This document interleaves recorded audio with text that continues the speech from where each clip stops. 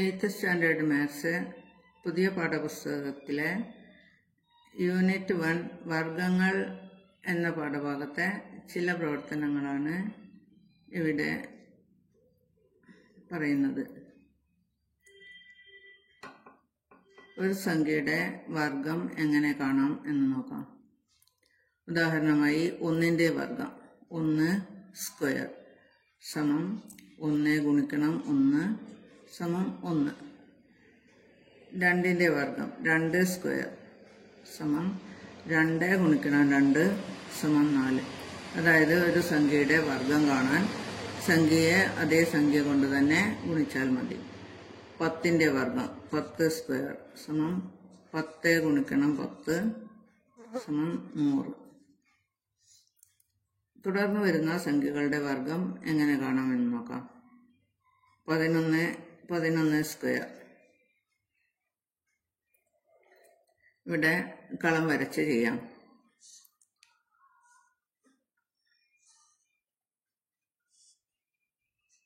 11 square എന്ന് പറഞ്ഞാൽ 11 ഗുണിക്കണം 11 ആണ്.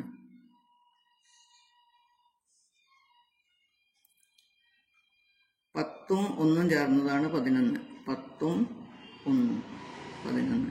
11നെ 11 കൊണ്ട് തന്നെ ഗുണിക്കണം. 10ഉം 1. 10 ഗുണിക്കണം 10 100. 10 ഗുണിക്കണം 1 10. ഇവിടെ 10 ഗുണിക്കണം 1 10. 1 ഗുണിക്കണം 1 1.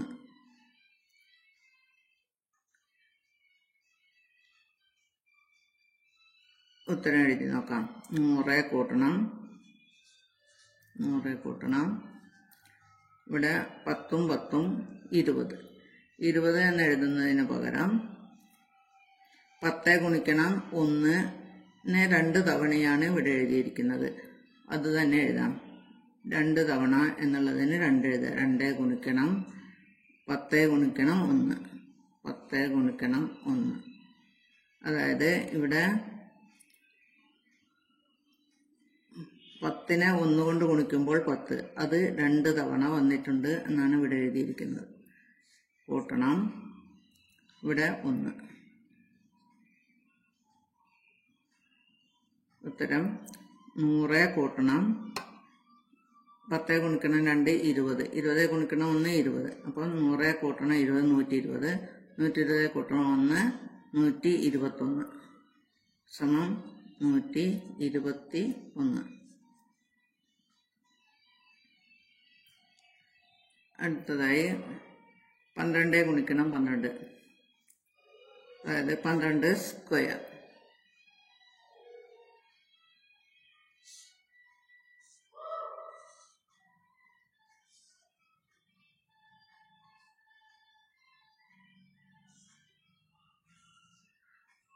പന്ത്രണ്ട് സ്ക്വയർ എന്ന് പറഞ്ഞാൽ 10ഉം 2ഉം 12. 10 2. 12നെ 12 കൊണ്ട് തന്നെ ഗുണിക്കുക. 10ഉം 2ഉം. 10നെ 10 കൊണ്ട് ഗുണിക്കുക. ആദ്യം 10 ഗുണിക്കണം 10 100. 10നെ 2 കൊണ്ട് ഗുണിച്ചാൽ 10 2 20. ഇവിടെ 10നെ 2 കൊണ്ട് ഗുണിച്ച് 20 എന്ന് എഴുതാം. ഇവിടെ 2നെ 2 കൊണ്ട് ഗുണിച്ച് 4 എന്ന് എഴുതാം. ഇനി ഇത് കൂട്ടിയാൽ മതി.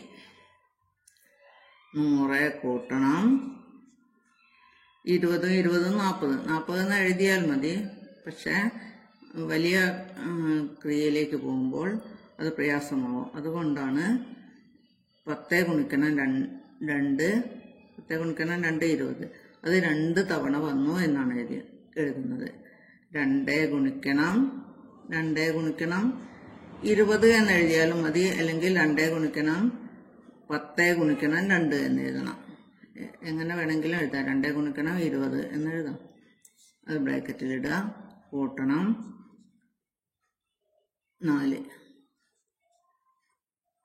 100 കൂട്ടണം 2 ഗുണിക്കണം 20 40. 100 കൂട്ടണം 40 140. 140ഉം 4ഉം 144.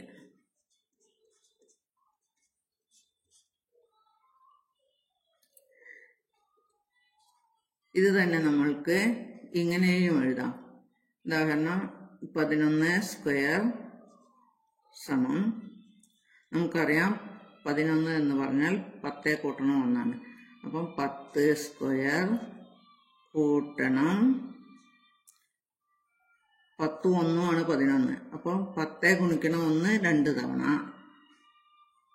അതായത് 2 ഗുണിക്കണം 10 ഗുണിക്കണം 1 10 ഗുണിക്കണം 1 കൂട്ടണം ഈ 1 സ്ക്വയർ.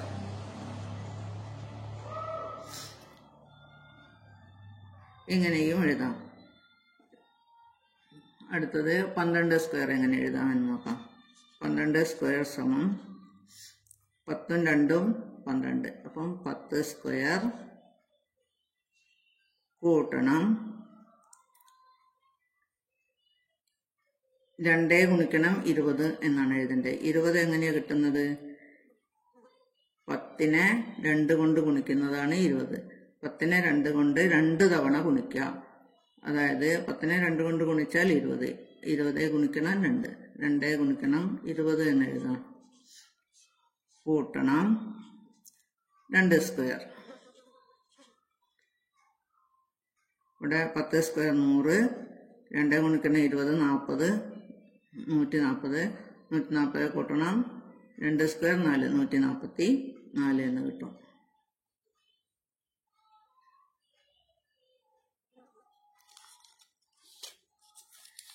ഇതേ രീതിയിൽ ഏത് സംഖ്യകളുടെയും വർഗം നമുക്ക് കണ്ടുപിടിക്കാവുന്നതാണ്.